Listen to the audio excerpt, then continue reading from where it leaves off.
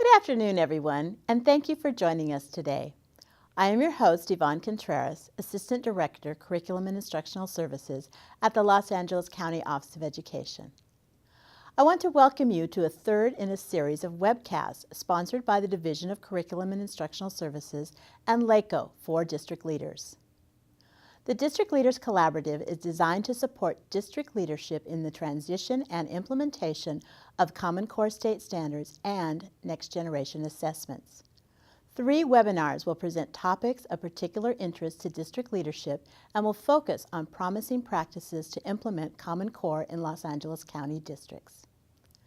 In our last webcast, we look at one district's implementation plan to Common Core state standards and how collaboration at all levels of the organization is supporting their focused implementation plan in English language arts, mathematics, and smarter balanced assessments. Last month, we welcomed Mr. Kevin Baird, co-author of the National Pathway of Common Core State Standards Implementation and chairman of the Center for College and Career Readiness, to our ETN studios. Kevin sat down with me and talked about the importance of preparing our students for college and career in the 21st century workplace. In addition, we had the opportunity to visit Bell Gardens High School in the Montebello Unified School District for an exhibition of their pathway programs. Let's take a look at the interview and hear what Kevin has to say about how Common Core and college and career readiness are so closely aligned. Kevin, let's start. And the Common Core state standards are anchored in college and career readiness standards. Can you address why these college and career anchor standards are so important for 21st century teaching and learning? Sure. I think if you look at the anchor standards, and that would be the standards in English language arts, and then also the math practices, it's really about precision thinking. It's about thinking deeply, about not taking it for granted. I want you to consider all of the media that we are bombarded with every day, all of the messages, what's real, what isn't real. You can listen to any local politician. To make sense of anything, I have to listen precisely, really think precisely, consider what's true and what isn't. And that's the foundation of college and career readiness, that ability to think. That includes, especially in mathematics, the application to real-world scenarios. I like to say, you and I didn't wake up today and do a worksheet full of math problems, right? Not today. Thank goodness.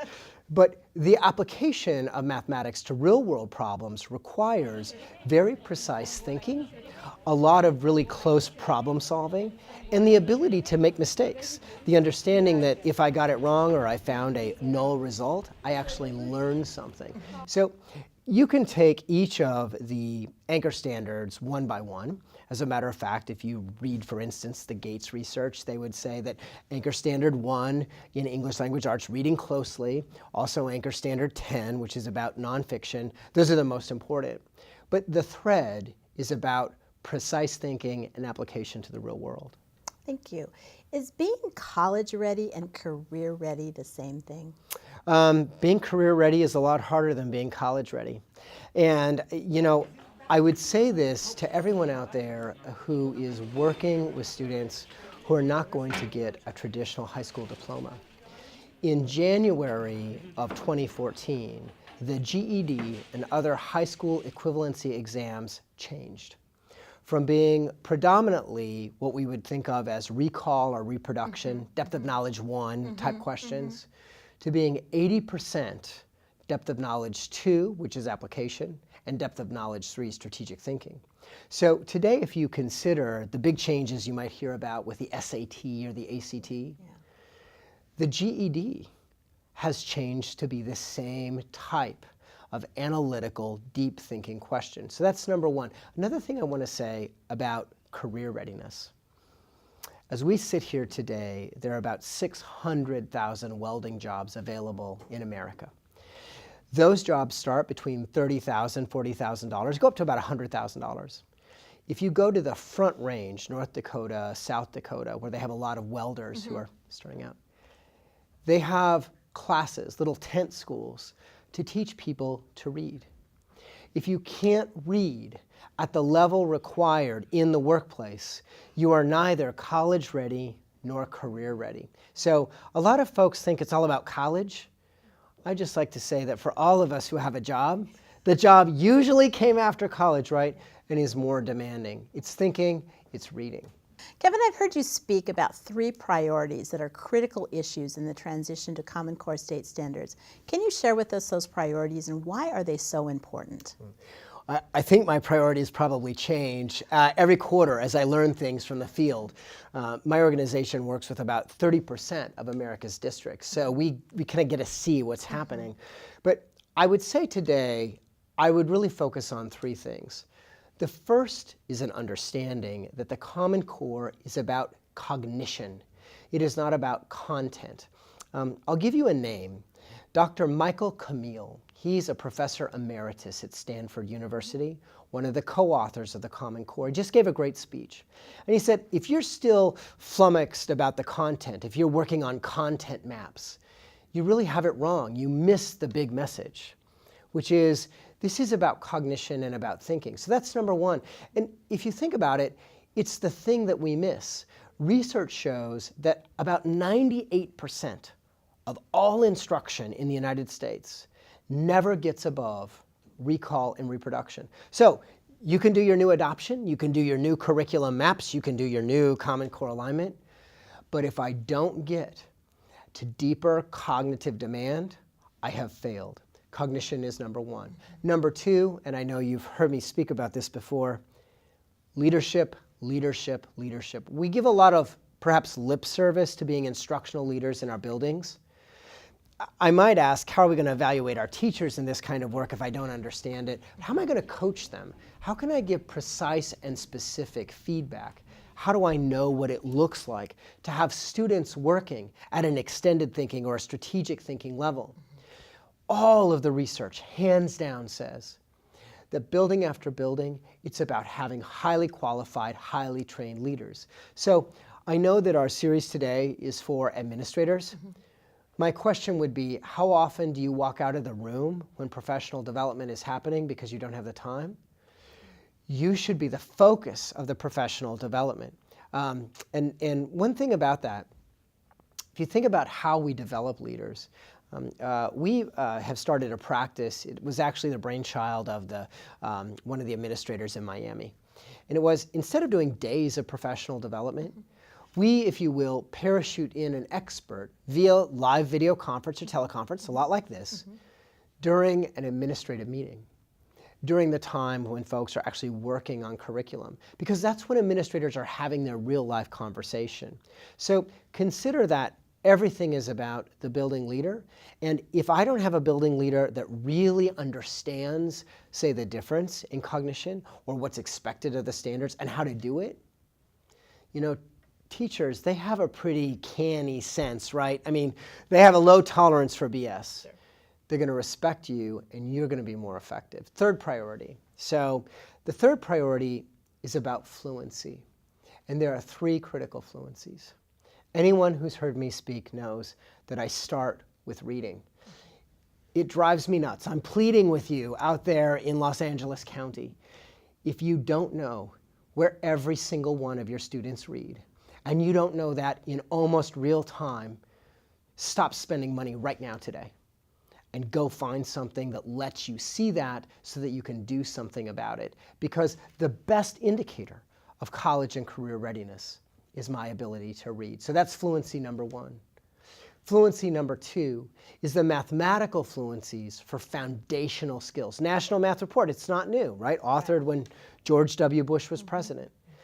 The reality is, if I can't add and subtract within 20s or within 100s, you can, kiss fractions goodbye. It doesn't matter.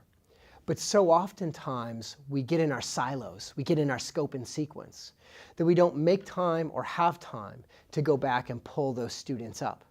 So mathematical fluency, absolutely critical. And the last fluency is about teachers. I was just today talking with Los Angeles Unified about curriculum maps and these kinds of items. And I asked this question. If you consider the change you're trying to effect in your district, second largest in the US, what do you want your teachers to be able to do well, do fluently in the first quarter of next year, the second quarter, the third quarter? Let that teacher activity drive your curriculum map, drive your instructional planning template, and have them be different. Because you see, I can give you the world's best curriculum, and I can give you lots of examples of this, but it doesn't change the activity. Fluency takes time. So think about teacher fluency with very specific activities, like vocabulary instruction, or close reading routines, or conceptual mathematics. As you said, literacy plays a vital role in college and career readiness. What can schools and districts that have significant numbers of English learners do in order to prepare them for post-secondary options?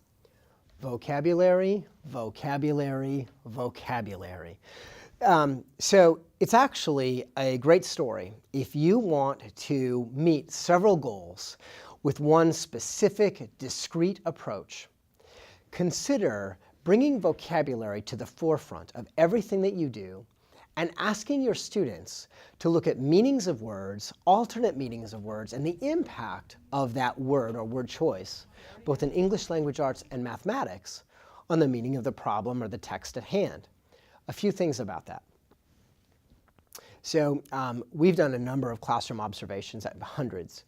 And if you look at the use of vocabulary in classrooms, the thing that's most often missed is actually the teacher saying the word, the students saying the words, and a conversation about the words themselves.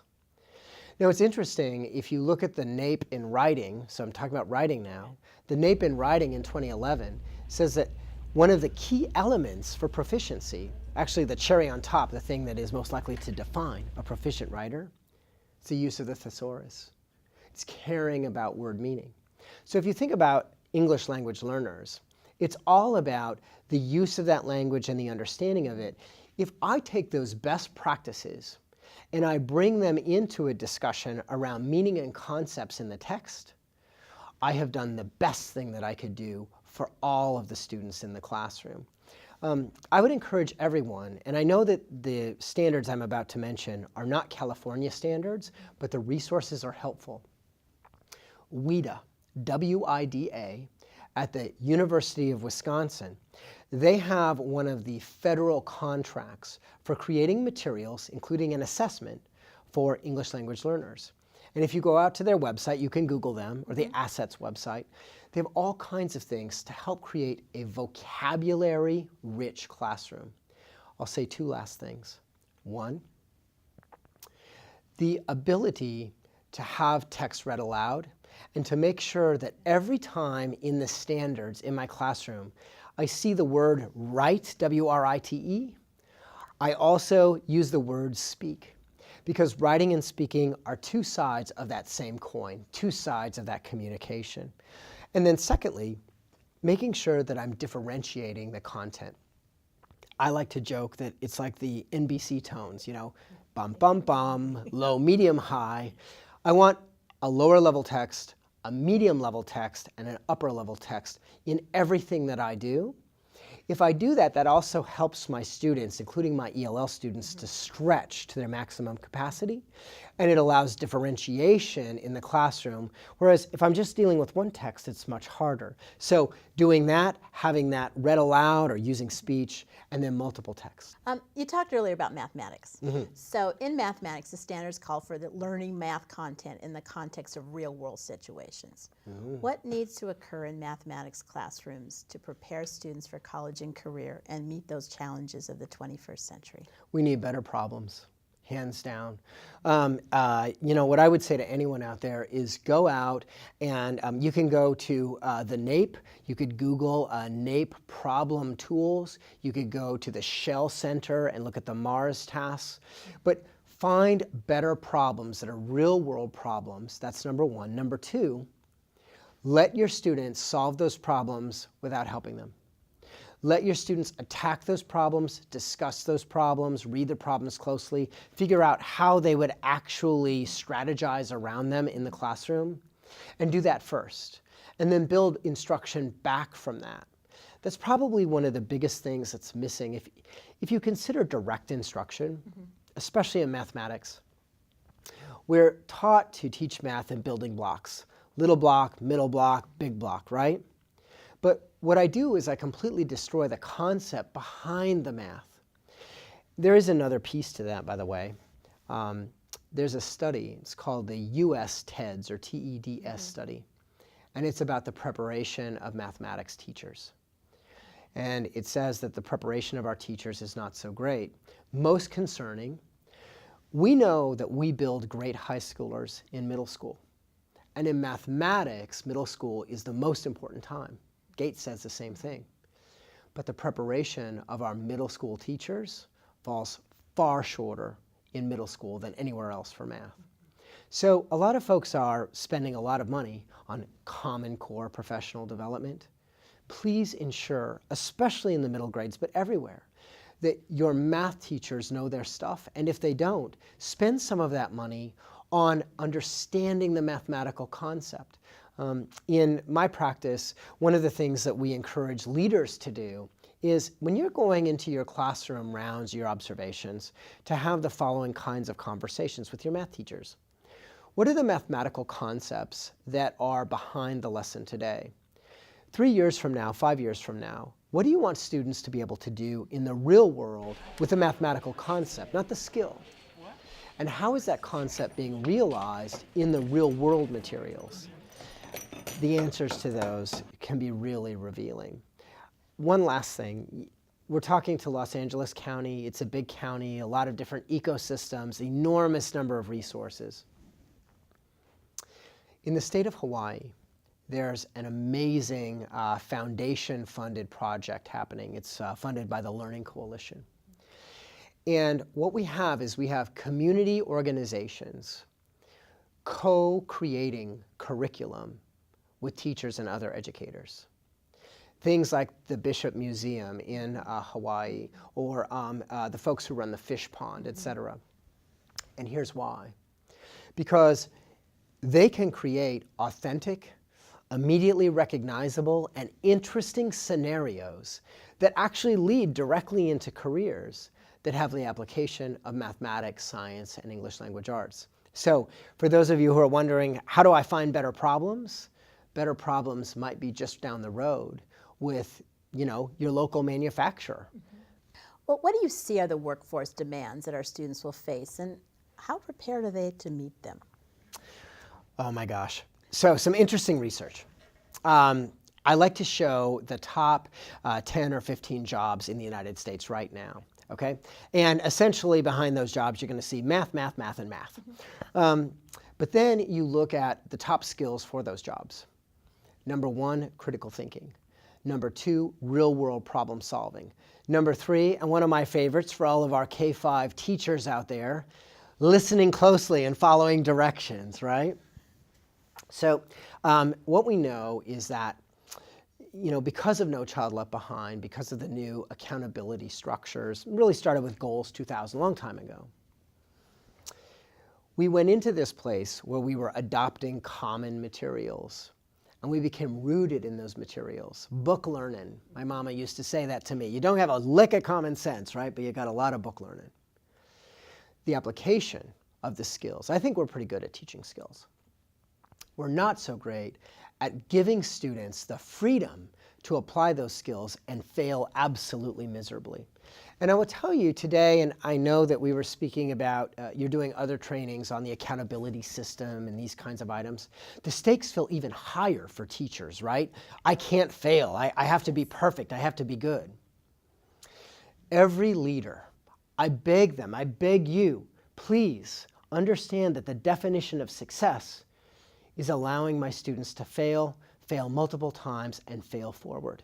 Because that is exploration. And that's how I learn to take the skills I'm really good at teaching and actually apply them. So I think that's number 1. And I would recommend a book to you. It's called The Mathematical Sciences. I believe it's The Mathematical Sciences in 2015. Could be 2020. It's by the National Research Council. And it says this. Unlike years past or decades past, math today is behind everything that we do, everything that we own. Big data sets for the NSA to listen into, your new insurance rates, all of the waves that are right now engulfing us, right, with our Wi-Fi. Every single employee has to be able to use math in some way. We tend to think of math as very discrete skills leading up maybe to Algebra 2 or trig or calculus. I would say we need to consider the application of math in a variety of different real-world scenarios. And if we can get there, if we can give students the opportunity to really apply mathematics, they're going to be a lot more employable. That's one of the big issues today. Number one employer sought by students is Google. One of the number one jobs at Google is statistician.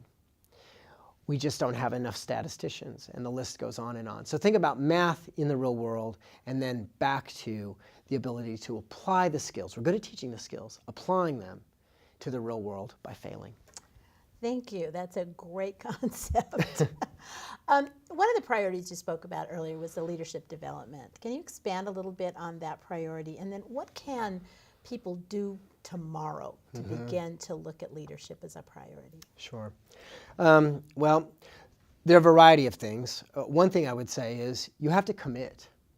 You have to commit to learning and learning some things that are going to require some deep study.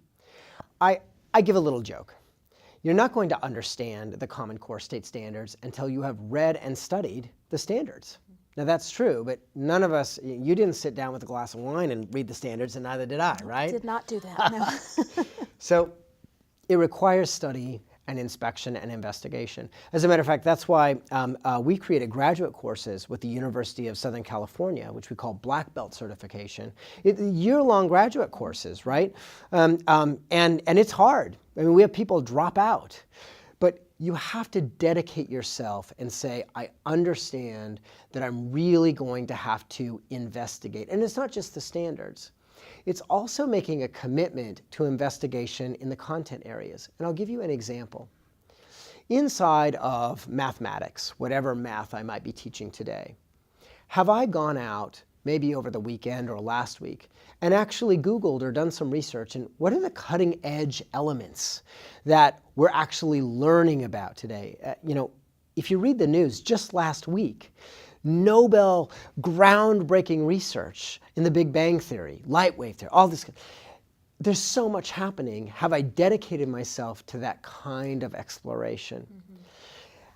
The last thing I would say about leadership is about being able to focus and making sure that my teachers understand priority focus areas in an environment of safety. Okay. Is reading your focus area? Every single time 2 or more of your teachers are gathered together, are you talking about reading data? Are you talking about how your kids are reading discrete vocabulary investigation, multiple text? Is that really at the core of what you're about?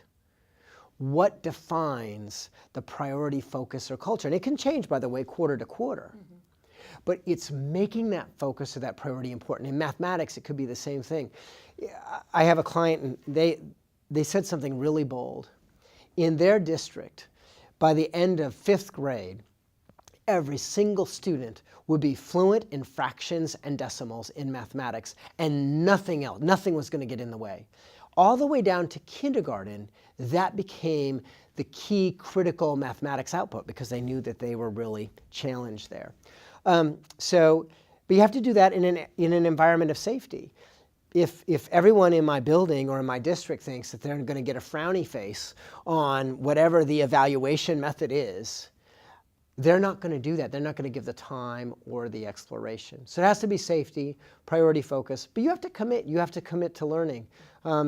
We'd all like it to be easy. We'd all like for there to be a textbook on how to do my job as a principal, but there's not. There is not. It's the world of experience. That's right. Kevin, what advice do you have for schools as they implement or strengthen a college and career-going culture? Okay. So first of all, something that already exists. Look at the AVID program, right? Now, full disclosure, I don't work for them, don't even consult with them. One of the few, probably, right? They do really great things, and I think when you walk into an Avid school, you really get a sense of the college and career readiness focus that's there. Everything from putting where you went to school and what you studied as a teacher outside of your door to having that focus and having open conversations in the classroom about this is what we're doing and why. So that's number one. Secondly, if I think about the culture of college and career readiness, that's really a culture rooted in my community. So going back to the idea of whether it's co-creation of curriculum with community groups, or coming back to what are the actual jobs around here? What are the jobs that you're interested in? Investigation. There's a company that I do consult with called Achieve 3000, and they have a career center, and students can find their ability of reading, the ability that they're going to have to be able to master to read in order to be whatever job they're interested in. It's fantastic. And then I can find things that I need to do, or resources or whatnot, keeping that front and center. I also think a really high expectation. You know, I'll give you an example of what I mean, because I think there's a lot of lip service that goes to high expectation. There are a lot of folks who, in their professional learning communities, look at student work. I am uninterested in student work without looking at teacher feedback on student work. What's the level of precision? What's the level of rigor? What's the level of deep thinking that the teacher has required of that student and has pushed back on? Because that's one of the ways that I ensure that there is a common high expectation amongst all students. College and career readiness is as much about thinking about what I'm going to do after I get out of K-12 as it is about holding myself to a really high level of expectation. You know, there's a school I'd like to call out here in California. It's in Fresno Unified, and it's called Daly Charter School. So Daly is interesting to me because it has all the same kids. By the way, as a charter school, there's nothing special about this school. It just happens to be a charter school. They're part of Fresno Unified. I would encourage anyone to call up there and go see them, because the single most important thing that happens at that school is an expectation set by the leader that there are no slackers, not one. And if anyone is slacking anywhere, they're going to hear about it because they have failed to uphold the culture of their learning community. That is doable. But by the way, it takes commitment by the leader. It takes safety to experiment. And it takes a real willingness to say, we're going to think precisely and deeply and explore. One last thing. And again, we've said this in a variety of ways. If you're going to be committed to college and career readiness, you have to be committed to what's happening in the world today. Does your lesson, does your curriculum, does your school care about integrating what's actually going on in today's world? Because the reality is that even if my textbook is a year old or 2 years old, there is a million facts behind or more, right? So a commitment to today and to application. Thank you. Speaking of which, what role does technology play as we prioritize our needs? Well, first of all, I would say that technology sucks a lot of dollars and we waste a lot of time. All right? I always have to kind of chuckle when folks talk about college and career readiness technology, and then they show me a whiteboard. I'm not against whiteboards. Whiteboards are a great, tool, but let's face it, email is more of a college and career readiness technology, or Twitter today, right? Texting. That said, let's think about what technology can do.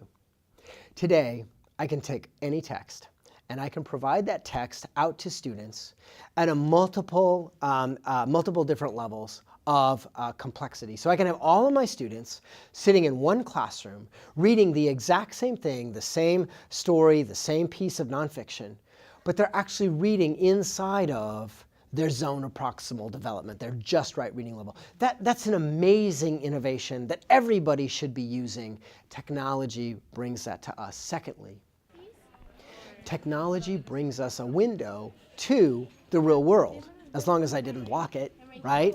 So being able to go out, which, by the way, for all of you who might be technology directors, go and Google how to overcome my school's, block on YouTube or Google or whatever it is. I think that's really important to understand that we can enable students to live in the moment, right? And to go out and find those things. And also to be able to hear, to engage all the senses. We talked about vocabulary. We talked about having things read aloud. We talked about making sure that I'm maybe looking at more than one kind of text. Well, technology allows me to do all of that easily. And I'll give a little plug here. I've been learning a lot about Apple, in part because of a project in New York City. Do you know that Apple actually allows you not only to do translation natively in their OS, but to have that spoken aloud to the students? I was floored, right? So I think these are all really great innovations. However, Einstein didn't have an iPad. No, he did not. And I would like to say that for many, we see the bright, shiny thing as being the silver bullet, and it's not. Technology can be a way to help me think more deeply and to help me think about application to the real world, but it's also a way for me to simply become sidetracked. And if I don't have really good skills at classroom management, which by the way is the #1 professional development goal of the Common Core, manage my classroom so I can have collaboration. If I don't have those skills, a lot of the impact of technology is lost. For those of you out there who are thinking about SBAC or PARC or technology-enabled assessment items, give it up. I mean, let's face it, our kids today, their biggest issue in 3rd grade is they don't want to use a mouse, they want to use a touchpad, right? So I would say when it comes to assessment, let's not freak out about any of that. Let's really focus on what's important, how we can use technology to get the kids into the real world thinking. Great advice. Thank you. You talked about some examples of schools that have been successfully meeting the challenges of college and career. Do you have some others that you can share with us? Sure. So let's take a little walk around the United States. New York City, many people know, has the Engage New York materials. If you're looking at best of breed content, don't build your own, just steal theirs. Now you should know that inside of that content, there's a real struggle with making sure that teachers are teaching at a level of cognitive demand. So know that not everything is perfect. Just south of there, in a Freehold township in New Jersey, largest high school district in New Jersey, they made reading the #1 focus. Reading levels, Lexile levels, data. They've seen some of the highest acceleration in their scores in math and in English language arts over the last 2 years by making that the one thing they were really going to focus on. So you might go there and learn about reading and what they've done to focus. Inside of Orange County Public Schools in Florida, they did something really interesting. They took the concept of that black belt or going deeper, and they took their district people who learned through the graduate course, and then they put more than 1,000 teachers through very deep training. And the concept there is that if you're trying to train everybody, you're really just wasting your money on some. Instead, look for your volunteers, look for your high flyers, and build your capacity there. Broward County, Florida. Broward has a really amazing plan, one of the best in the country. It's approved by their Race to the Top people, and it looks at that idea of teacher fluency. I'm thinking about building teacher fluencies month by month, quarter by quarter. I'm not focused on the stuff. I'm not focused on the content. I'm focused on lesson planning, which is authentic activity of the teacher, right? I'm looking at guidance from the standards, but I'm starting out with vocabulary, then going into cognition, then going into close reading and mathematics and fluency. It's a great step-by-step, but it's really focused on all the right things. California, Chula Vista. You got to go down to Chula Vista. Huge elementary district. John and his team down there, they really have captured literacy in a great way. Again, focusing on differentiated instruction, focusing on differentiated content. Awesome. San Diego County, your counterparts, have been at the forefront of rolling out performance tasks. And so I would look there for performance tasks. Here in Los Angeles, I really have to give kudos to all of the folks who are out there building professional development that's teacher-focused. And we just had a number of meetings about this today. I think in LA, one of the things that's happening really well is that we're focused first on getting our teachers ready before we start getting a lot of new stuff out there. And the county, of course, has been a big part of that. The last district, I would say, would be Fresno. Fresno, they have a lot of money, different kinds of grants and things. But I love what they've done. They've created, first of all, they have an entire curriculum. Anyone who wants an entire Common Core curriculum, go up to Fresno, they made it. They're taking everyone, teachers, principals, district leaders, through the same professional development, starting with leaders first and then going to teachers. So that way the leaders, and by the way, when we do the professional development, the leaders haven't read the content. We actually start with a close read, right? They didn't do it. That's fine. But it empowers them to move forward and to really help those teachers in the classroom because they went through the whole thing, the whole scope and sequence. So those are a few, and I'm sure you'll give folks my email. We have others if you have specific questions. Great, thank you. Well, Kevin, we've come to the end of our time together. Do you have any closing thoughts you'd like to share with our audience? Sure. Spend my money. I love my job because I get to give things away. And as many folks know, right now across California, we are delivering literally millions of dollars of support. If you are interested or you have specific needs, sometimes it's in professional development or in tools. We're the holders of the deconstructed standards. You know, we worked with the authors on the pathway for implementation. For goodness sakes, email and just say, what do you have for free that might be helpful? The thing that drives me crazy, besides not knowing where our kids read, that's number one, all right, is everyone feels like they have to create their own wheel. The Common Core allows us to take things that have been created all over the country. I mean, look at all the stuff that Gates has created, and to use it. A lot of the stuff that we deploy is stuff that we simply learned or gotten from other folks. So if it's not with us, with someone else, make sure that you're sharing, that you're stealing, that you're using. And remember this, if you are implementing a new curriculum, your teachers will care about the curriculum. They will not care as much about the activity of the students and their depth of thinking. They will be caring about getting the curriculum right. And I can take you around the country for folks who are implementing new curriculum that have lost 1 year or 2 years or 3 years of progress because the teachers are now focused on being perfect in the curriculum instead of being perfect in leading their students on a journey of exploration and cognition. I think today I'm a bigger fan of supplements for differentiation or for nonfiction than ever before because I can just do it as an overlay. Or take the stuff you have. You know, I use the word crap all the time. I hope I can say that. Crud.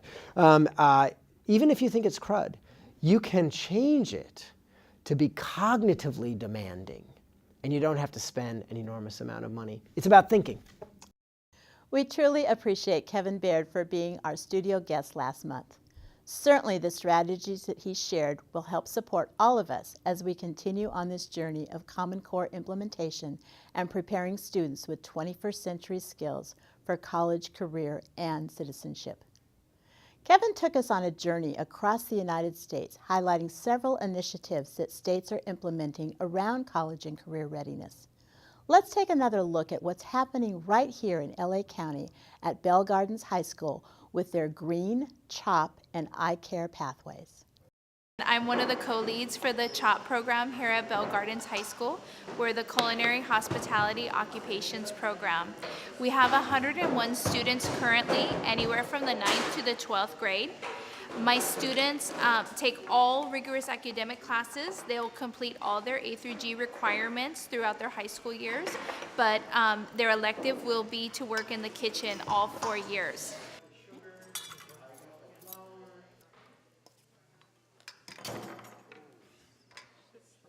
working in the CHOP program, they're gaining all of the skills that they need in the kitchen to be able to make them ready for an entry-level career working in any restaurant. But our overall goal is to prepare them to enter into a culinary school or a culinary program. We'd also like to prepare the kids who are interested in being small business owners as well, to open their own small businesses, small restaurants, small bakeries, or even participate in the food truck revolution. I'm in the CHOP pathway. CHOP really, it teaches you the fundamentals of culinary arts, and I have learned skills that have helped me in the real world, because it actually helped me when I employed to Marie Callender's, and the Serve Safe actually helped me with my experience, and I got hired. And this is our first year of the Green Pathway, which is an environmental science pathway that's concerned with all things sustainable, I want to say. Okay? And what's going on behind me is the 9th grade biological links to energy and the environment. I hope what these students come away with is a great sense of confidence, because what they're really learning here is how to solve problems. And whether they become environmental scientists or not is not the issue. But I know that they'll be able to tackle whatever comes up in any industry that they end up in. Hello, my name is David, and this is the Green Classroom. These are our hydroponic systems, aquaponic systems. And what basically is, we use fish waste to give nutrients to the plants, and the plants clean the water so it's not too acidic for the fish. I hope to get experience in different kind of green technology, so because I plan on becoming a civil engineer. So this will help in that career, because I'll know how to, what will be better for the environment. I cares mainly about child development, working about any teaching, such as being a teacher, any grade levels, anything that has to do with psychology, social worker, anything that has to do with pretty much teaching. It's going to help me more because I want to be a preschool teacher. It's helping a lot because it also goes to your resume for work sites and for school. It helps you. You're a little step ahead of others, you can say, and it just encourages everybody to just keep going. The teachers are always motivating you to do better, to try to have greater classes so you're prepared for school, and it's just everything prepares you for college. Thank you again for joining us today. From our great teams at LACOE ETN and Curriculum and Instructional Services, I'm Yvonne Contreras, and we'll see you in the fall for another District Leaders Collaborative webcast.